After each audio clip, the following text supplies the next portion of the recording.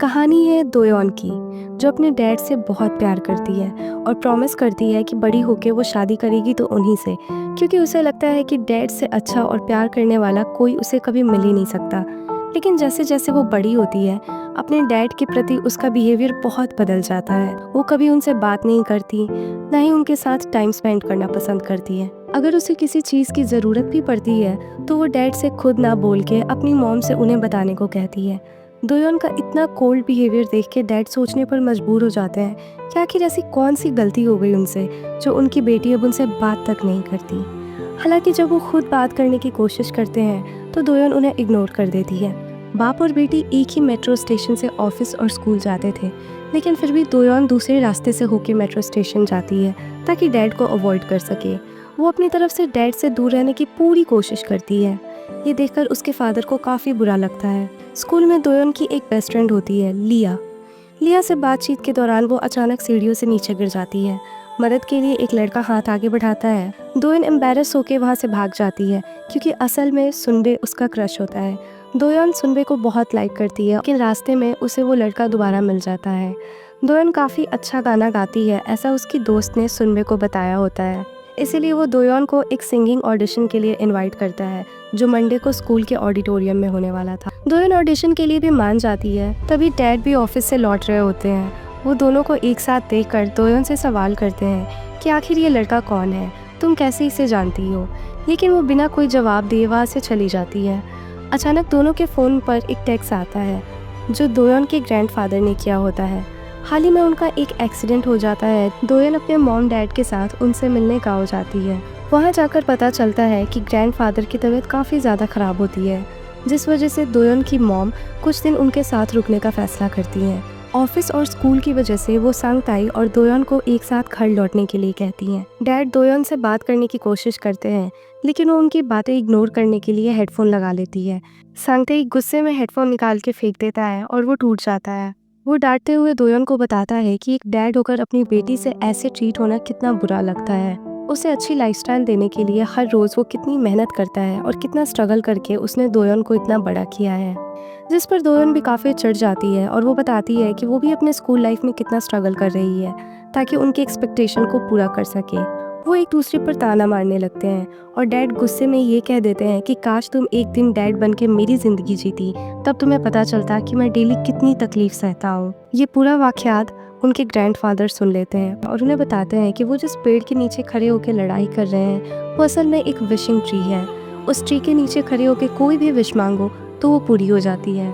वो अपनी बात ख़त्म कर पाते इससे पहले ही दोयोन और उसके डैड वहाँ से चले जाते हैं। दोनों गाड़ी में भी एक दूसरे से काफ़ी नाराज़ होते हैं, कोई किसी से बात नहीं करता। तभी उनकी गाड़ी टकरा जाती है और उनका बहुत बुरा एक्सीडेंट हो जाता है। जब दोयोन को होश आता है तो वो खुद को अपने फादर की बॉडी में पाती है। उसके तो जैसे होश ही उड़ जाते हैं जब वो आईने में अपना चेहरा देखती है। दोनों की बॉडी आपस में बदल चुकी होती है। ये देख के दोनों ही बहुत शॉक हो जाते हैं। सांगताई अब अपनी बेटी की बॉडी में होता है और दोयोन अपने डैड की बॉडी में। अब सांगताई आराम से बैठ के अपने सिर के सफ़ेद बाल गिनता है। दोयोन अभी भी इस बात को मानने से इनकार कर रही थी कि उसकी बॉडी अब किसी और के पास है। जब डैड उसे पिंच करते हैं तब उसे समझ आता है कि ये रियलिटी है। सांगताई अपने एक फ्रेंड से हेल्प मांगता है, तो शहर का एक जाना माना डॉक्टर होता है। दोनों उसे मिलने उसके हॉस्पिटल जाते हैं और अपने साथ हुआ हादसा बताते हैं, पर वो हंसने लगता है। दोयोन की बॉडी में मौजूद सांगताई अपने फ्रेंड को बार बार अपनी स्कूल की मेमोरीज याद दिला के यकीन दिलाने की कोशिश करता है कि असल में वो उसकी बेटी नहीं बल्कि वो खुद है। लेकिन वो डॉक्टर हंसने लगता है। उसे लगता है जैसे उसके साथ ही दोनों मिलके कोई प्रैंक कर रहे हैं। वो सिक्योरिटी को बुलाकर दोनों को बाहर भेज देता है। अब दोनों बाप और बेटी मिलके फैसला करते हैं कि वो ये बात मॉम को नहीं बताएंगे। घर पहुंचकर सब एक साथ खाना खाने बैठते हैं। डिनर के दौरान मॉम सांगताई को बियर सर्व करती हैं। वो बियर देखकर तुरंत आगे बढ़ती है, लेकिन दोयोन उन्हें रोक देती है और अपनी बॉडी में ड्रिंक करने से मना करती है। मॉम भी काफ़ी शॉक हो जाती हैं कि आखिर इतने दिनों बाद ये बाप बेटी आपस में बात कैसे करने लगे। उन्हें यकीन नहीं होता कि आज उनकी बेटी खुद अपने फादर से बात कर रही है।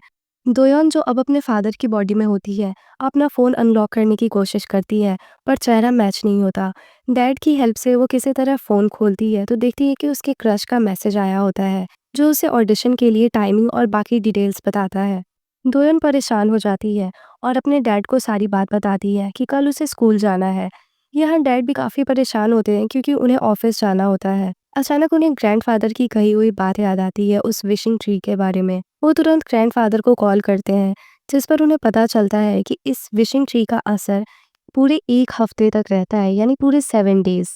अब दोनों एक साथ मिलकर प्लान बनाते हैं कि दोयोन उनकी जगह ऑफिस जाएगी और संगताई अपनी बेटी की जगह एवरीडे स्कूल जाया करेगा। नेक्स्ट मॉर्निंग दोनों अपनी अपनी मॉर्निंग ड्रिंक पी के ऑफिस और स्कूल के लिए निकल जाते हैं। सांगताई, जो अब अपनी बेटी दोयोन की बॉडी में होता है, उसे इतनी छोटी स्कर्ट पहनकर स्कूल जाने में काफ़ी अनकंफर्टेबल फील होता है क्योंकि उसकी लेंथ बहुत छोटी होती है। दोयोन आकर उसे अपने बैग से कवर कर देती है। दोयोन अपने डैड को ऑडिशन के बारे में बताती है और उन्हें वहां जाने के लिए कहती है। सांगताई भी अपने ऑफिस के नियम दोयोन को समझाने लगता है और उसे एक छोटी सी डायरी देता है जिसमें ऑफिस की सारी इंपॉर्टेंट बातें लिखी होती हैं। वो दोयोन को कहता है कि ऑफिस में हुई हर छोटी बात इसमें ज़रूर नोट करे। यहाँ स्कूल में संगताई अपनी बेटी की बेस्ट फ्रेंड से मिलता है, लिया। लिया को कोई आइडिया नहीं होता कि दोयोन की बॉडी में उसके डैड मौजूद है। वो आके अपने बॉयफ्रेंड के बारे में बातें करने लगती है कि कैसे अपने घर पे झूठ बोल के आज वो अपने बॉयफ्रेंड के साथ डेट पे जा रही है और उसने अपनी मॉम से कहा होता है कि आज वो दोयोन के साथ ग्रुप स्टडी करेगी। अब ये सुनकर डैड उस पर चिल्लाने लगते हैं और उसे ये सब करने के लिए मना करते हैं क्योंकि आफ्टर ऑल वो खुद एक बेटी के फादर होते हैं। यहाँ दोयोन अपने डैड के ऑफिस में आती है जहाँ उसे कोई आइडिया नहीं होता कि कहाँ बैठना है, काम क्या करना है। तभी उसे एक अजीब सा आदमी मिलता है, जोई, जो एक हार्ड वर्किंग लेकिन इरिटेटिंग नेचर का आदमी होता है। डायरी की हेल्प से वो समझ पाती है कि उसे ऑफिस में कहाँ बैठना है और काम क्या करना है। वो अपने डैड के साथ काम करने वाले सभी कलीग्स को देखती है, जहाँ पर उसे एक बहुत ही खूबसूरत लड़की दिखती है, नाओमी, जो उसके डैड की असिस्टेंट होती है और वो सब एक ही टीम में काम कर रहे होते हैं। उसे देखकर दोयोन सोचती है कि इनकी बॉडी कितनी अच्छी है, काश मैं भी इन्हीं की तरह दिखती। अब थोड़ी देर बाद ऑफिस का लंच ब्रेक होता है। सभी लोग लंच करने चले जाते हैं लेकिन एक बार भी कोई दोयोन को साथ चलने के लिए नहीं बोलता। किसी को उसके होने या ना होने से कोई फर्क नहीं पड़ता। दोयोन फिर अपने डैड को टेक्स्ट करती है लेकिन यहाँ तो वो ऑडिशन में बिजी होते हैं। जिस लड़के को दोयोन पसंद करती है वो पूरे टाइम बैठ के उसे ही घूरते हैं कि आखिर मेरी बेटी को इस लड़की में क्या अच्छा लग गया। इसीलिए वो पूरी कोशिश करते हैं कि सुनबे दोयोन को नापसंद करने लगे। वो जानबूझ के एक पुराना और अजीब सा गाना गाने लगते हैं और अजीब से तरीके से डांस करने लगते हैं ताकि सभी बच्चे उसे वियर्ड समझे। लेकिन होता बिल्कुल उल्टा है। पता चलता है कि वो जिस गाने को अजीब समझ के गाए जा रहे हैं वो असल में सुनबे के फेवरेट आर्टिस्ट का है। सांगताई की इस स्टाइल से अब पूरी क्लास इम्प्रेस हो जाती है और उसके साथ वाइब करने लगती है। लेकिन ऑफिस में दोयोन एक बड़ी मुसीबत में पड़ जाती है। आज कंपनी की तरफ से एक स्पेशल डाइनिंग इवेंट अरेंज किया जाता है जो एक स्पेशल गेस्ट के लिए होता है। जोई सांगताई को बताता है कि हेड शेफ होने के नाते आपको उन्हें अच्छे से ट्रीट करना होगा ताकि आज की डील फाइनल हो सके। डिनर के दौरान सब लोग ड्रिंक करते हैं लेकिन दोयोन ड्रिंक नहीं करती क्योंकि भले ही वो अपने डैड की बॉडी में है लेकिन अंदर से वो अभी टीनेजर है। उसे ड्रिंक करना बिल्कुल पसंद नहीं होता। अब उनका जो स्पेशल गेस्ट आया होता है, कुयोंग, वो एक ठरकी और बदतमीज किस्म का इंसान होता है। वो देखता है कि सांगताई अकेले है जो ड्रिंक नहीं कर रहा, इसीलिए वो जानबूझ के उसे परेशान करने के लिए डांस करने को फोर्स करता है। अब सांगताई की पर्सनैलिटी ऑफिस में तो काफ़ी अजीब सी होती ही है, इसीलिए वो डांस के लिए मना कर देता है। डील बचाने के लिए नाओमी जो को डांस करने के लिए भेजती है लेकिन वो आदमी सांगताई को जाने के लिए बार बार फोर्स करता है कि अगर उसने 95 से ज़्यादा स्कोर कर लिया तो वो आज की डील फाइनल कर देगा। अपने डैड की इमेज बचाने के लिए दोयोन भी डांस करने के लिए रेडी हो जाती है। वो भूल जाती है कि अभी वो एक 40 साल के आदमी के शरीर में है और लड़कियों की तरह गाना गाते हुए डांस करने लगती है जैसे के-पॉप आइडल का ऑडिशन चल रहा हो। अब सांगताई को ऐसी पर्सनालिटी में उसके ऑफिस वाले पहली बार देखते हैं और सब हैरान हो जाते हैं। दोयोन अपनी इस यूनिक स्टाइल से 97 स्कोर करती है। अब बारी थी डील फाइनल करने की, लेकिन कुयोंग पलट जाता है। वो कहता है कि अगर खूबसूरत लड़कियां उसे ड्रिंक सर्व करे तो उसे ज़्यादा अच्छा लगता है। अब ये सुन के नाओमी आगे आती है और कुयोंग को सर्व करने लगती है। तभी वो नाओमी को सेक्सुअली हरास करने की कोशिश करता है। वो उसकी बॉडी के बारे में अजीब सी बातें करने लगता है। नाओमी ये सब सुन के काफ़ी अनकंफर्टेबल हो जाती है और उसे अवॉइड करने की कोशिश करती है, पर वो अपनी हरकतों से बाज नहीं आता। दोयोन चुपके से उसकी सारी कही हुई बातें रिकॉर्ड कर लेती है और उसे सोशल मीडिया पर शेयर करने के लिए कहती है। कुयोंग ये देखकर रुक जाता है और नाओमी भी बच जाती है। घर लौटते वक्त दोयोन को बस में एक आदमी दिखता है जिसकी फैमिली उसका इंतजार कर रही होती है और उसकी बेटी प्यार से उसका वेलकम करती है। अब वो अपने डैड का स्ट्रगल खुद महसूस कर पा रही थी। उसे समझ आता है कि उसने अपने डैड को कितना ज्यादा हर्ट किया है। थोड़ी देर बाद नाओमी का टेक्स्ट आता है और आज ऑफिस में जो कुछ भी हुआ डिनर के दौरान वो उसके लिए सांगताई को थैंक्स बोलती है। दोयोन के फोन पर भी एक टेक्स्ट आता है उसके क्रश का, जो उसकी सिंगिंग स्किल्स की तारीफ कर रहा होता है। अब दोनों बाप बेटी बहुत खुश हो जाते हैं और एक दूसरे को थैंक्स बोलते हैं। संगताई के लिए इतनी छोटी स्कर्ट पहनकर एवरीडे स्कूल जाना बहुत अनकंफर्टेबल होता है, इसीलिए वो रास्ते में एक पैंट खरीद लेता है और स्कूल में जहाँ सभी लड़कियां स्कर्ट पहन के जाती हैं वो लड़कों की तरफ पैंट पहन के एंटर करता है। स्कूल में सभी बच्चे उसी को देख रहे होते हैं।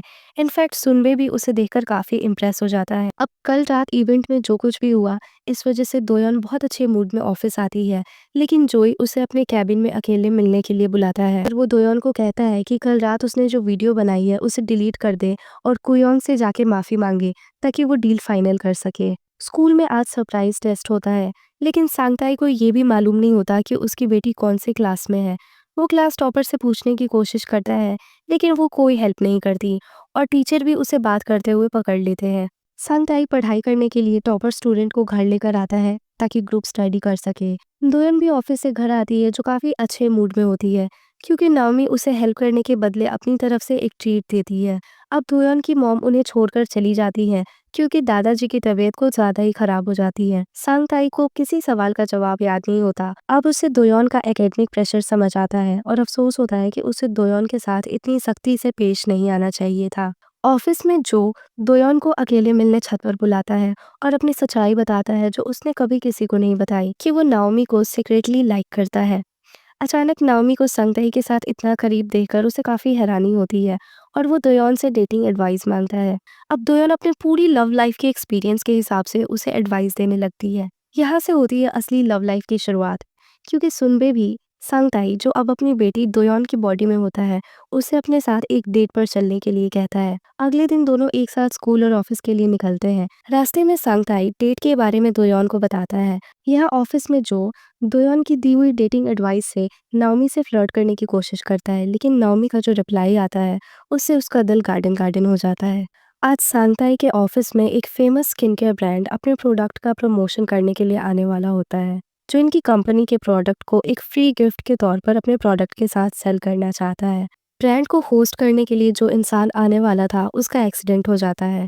अब ये शो टेलीकास्ट करने के लिए कोई होस्ट नहीं होता और ना ही कोई आगे आना चाहता है। जब नाओमी की बारी आती है तो वो पीछे हट जाती है, ये कहकर कि उसे कैमरा फोबिया है। जोई भी कैमरा के सामने आना नहीं चाहता, लेकिन तब उन्हें दोयन दिखती है जो खुद कैमरे के सामने डांस कर रही होती है और होस्टिंग के लिए उसे सेलेक्ट कर लेते हैं। ब्रॉडकास्ट स्टार्ट होता है और टीवी पर सांगताई को देखकर उसकी वाइफ भी बिल्कुल शॉक हो जाती है। भले ही शरीर आदमी का हो, लेकिन अंदर से वो एक लड़की होती है। वो हर प्रोडक्ट का कलर और डिटेल एक्सप्लेन करने लगती है। कंपनी के लोगों को ये देख के काफी हैरानी होती है कि इन्हें इतनी सारी चीजें कैसे पता। सबका रिएक्शन देखने लायक था। अब जोई फिर से नाओमी का रिएक्शन देखता है और ये देखकर वो दोयन के पीछे पड़ जाता है। इस बार दोयन की एडवाइस सुन के वो डायरेक्ट नाओमी को प्रपोज करने चला जाता है। नाओमी उसे रिजेक्ट करके चली जाती है, लेकिन वो चुपके से जोई की सारी बातें सुन रही होती है, क्योंकि शायद वो भी जोई को सीक्रेटली पसंद करती है। स्कूल में सांगताई बहुत गंदा स्कोर करता है। टीचर उसकी कंप्लेन करने के लिए डैड के पास कॉल कर देते हैं। वो फौरन स्कूल आती है और सांगताई को ताना मारने लगती है और बताती है कि देखो, तुम्हें बस पढ़ाई ही तो करनी थी। इतना कहकर दोयोंग सांगताई को बहुत ताने मारने लगती है। अब वो नाराज होकर बाहर चला जाता है, लेकिन किसी तरह दोयोन उसे मनाती है और डेट पर जाने के लिए तैयार कर देती है। वो उन्हें घर लेकर आती है, अपनी सबसे अच्छी आउटफिट पहनाती है, उनका मेकअप करती है और उन्हें डेट पर भेज देती है। सुनबे और सांगताई अब एक साथ बात करते हुए जाने लगते हैं, लेकिन दोयन चोरी चोरी उनका पीछा करती है। सुनबे सांगताई को दोयन समझ के थोड़ा रोमांटिक होने की कोशिश करता है। दोयन आकर उन्हें रोक देती है और खुद उससे मीठी मीठी बातें करने लगती है, जिसे वो फिर से भूल जाती है कि उसके साथ क्या हुआ था। अब हफ्ता लगभग खत्म होने वाला था। सिर्फ कल का एक आखिरी दिन बचा था जब विशिंग ट्री का असर पूरी तरह खत्म हो जाता और सब कुछ नॉर्मल हो जाता। लेकिन आज ऑफिस का भी एक बहुत खास दिन होता है, क्योंकि आज ऑफिस में रिवोल्यूशन मीटिंग होती है। सांगताई अब दोयन को अच्छे से ऑफिस के लिए तैयार करता है और अपनी बनाई हुई प्रेजेंटेशन की स्क्रिप्ट देता है। ऑफिस में दोयन को बस ये स्क्रिप्ट चेयरमैन के सामने पढ़नी होती है। अब दोनों अपने अपनी जगह के लिए निकल जाते हैं। स्कूल में सांगताई को सिर्फ मीटिंग का ही ख्याल आता है, कहीं दोयोन कोई गलती ना कर दे, कहीं वो किसी मुसीबत में ना फंस जाए, इसीलिए वो पूरे टाइम कॉल पे ही रहता है। अब दोयोन की बारी आती है प्रेजेंटेशन देने की। वो स्टेज पर जाती है और स्क्रिप्ट पढ़ने लगती है। सब कुछ प्लानिंग के हिसाब से अच्छे से चल रहा होता है। दोयोन बताती है कि उसकी टीम ने मिलकर जो प्रोडक्ट बनाया है उसकी कीमत $50 होगी, जो बोलते हुए दोयोन खुद भी हिचकिचा जाती है। किसी तरह वो प्रेजेंटेशन को बोल के खत्म करती है। साथ ही फोन पे सांगताई ये सारी बातें सुन रहा होता है। वो बहुत खुश होता है कि सब कुछ अच्छे से खत्म हो गया। तभी दोयोन अपने मन से आगे बोलना शुरू करती है कि ये प्रोडक्ट बिल्कुल बेकार है, ये मार्केट में नहीं बिकने वाला, क्योंकि ये बहुत महंगा है। ये सुनकर मीटिंग हॉल में मौजूद सभी लोग चौंक जाते हैं और चेयरमैन भी हैरानी से दोयोन को घूरने लगता है। वो बताती है कि टीनेजर्स इसे अफोर्ड नहीं कर पाएंगे, क्योंकि उन्हें पॉकेट मनी इतनी ज़्यादा नहीं मिलती, और आज के टीनेजर्स ही उनकी कंपनी के फ्यूचर कस्टमर होने वाले हैं। तो पहले कंपनी को उनके बारे में सोचना चाहिए, इसीलिए आपको इस प्रोडक्ट का दाम कम कर देना चाहिए। सांगताई लगातार फोन पर दोयोन को चुप होने के लिए कहता है, लेकिन दोयोन चुप नहीं होती। अब जिस बात का डर था वही होता है। चेयरमैन डील कैंसिल कर देता है। जैसे ही दोयोन ऑफिस से बाहर निकलती है, सांगताई पीटने के लिए उसका इंतजार कर रहा होता है। वो दोयोन के पीछे पड़ जाता है। दोनों में फिर से बहस होने लगती है और दोयोन वहां से चली जाती है। अगली सुबह उसे जोई का मैसेज आता है और वो तुरंत भागती हुई ऑफिस पहुंचती है, लेकिन इसी हड़बड़ी में उसका फोन नीचे गिर जाता है। सांगताई फोन उठा लेता है और अपने पास रख लेता है, लेकिन थोड़ी देर बाद फोन से उसे पता चलता है कि सांगताई और उसकी पूरी टीम को कंपनी से निकाल दिया गया है। ये बात सुनकर वो फौरन ऑफिस जाने लगता है। पास ही पड़ी किसी की साइकिल उठाता है और भागते हुए ऑफिस के लिए निकल जाता है। वहाँ दोयोन चेयरमैन से रिक्वेस्ट करती है कि वो उन्हें जॉब से ना निकाले, लेकिन चेयरमैन उसकी बातों में नहीं आता। दोयोन उन्हें रोकने की बहुत कोशिश करती है, लेकिन कोई फायदा नहीं। तभी अचानक सांगताई चेयरमैन की कार के सामने आ जाता है और उसका एक्सीडेंट हो जाता है, लेकिन ट्रीटमेंट के बाद भी सांगताई को होश नहीं आता। दोयोन अब अपने डैड की ऐसी हालत देखकर काफी घबरा जाती है। वो देखती है कि डैड के फोन में सिर्फ उसी की फोटो है। वो सांगताई के पास आके बैठती है और कहने लगती है कि मैं एक अच्छी बेटी नहीं बन पाई, इसीलिए मैं आपसे दूर रहने लगी थी। फिर दोयोन अपने डैड से अपनी की हुई गलती की माफी मांगती है। जब दोनों सो रहे थे, अचानक विशिंग ट्री के पेड़ का एक पत्ता उड़ते हुए सांगताई के पास आता है और फिर से उनकी बॉडीज आपस में बदल जाती हैं। उनकी आत्मा अपने अपने शरीर में लौट जाती है। दोनों एक दूसरे को देखकर काफी खुश होते हैं और गले लगा लेते हैं। साथ ही चेयरमैन भी मान जाता है। वो सांगताई और उसकी टीम को एक और मौका देता है। अब सांगताई और दोयोन के बीच में सब कुछ बिल्कुल ठीक हो जाता है, इसीलिए अब दोनों एक रास्ते से एक साथ ही मेट्रो स्टेशन जाने लगते हैं। एंड में हम दोयोन और उसकी मॉम डैड को देखते हैं, जो एक साथ गाँव घूमने गए होते हैं। मॉम काफी नाराज होती हैं, क्योंकि उनके बारे में फैमिली में कोई सोचता ही नहीं है। वो सांगताई से बहस करने लगती है और गुस्से में कहती हैं कि काश अगर तुम एक दिन मेरी जिंदगी जीते तो तुम्हें पता चलता कि मैं रोज कितनी मेहनत करती हूँ। तभी दोयोन नोटिस करती है कि ये लोग अभी उसी विशिंग ट्री के नीचे खड़े होके ये सारी बातें कर रहे हैं। वो फौरन अपने मॉम डैड को लेके वहां से जाने लगती है, लेकिन तब तक उनकी विश पूरी हो चुकी थी। सांगताई और उसकी वाइफ की आत्मा आपस में बदल जाती है और इसी के साथ हमारी आज की ये कहानी डैडी यू डॉटर मी यहीं खत्म होती है। Thanks for watching and get ready for another amazing video.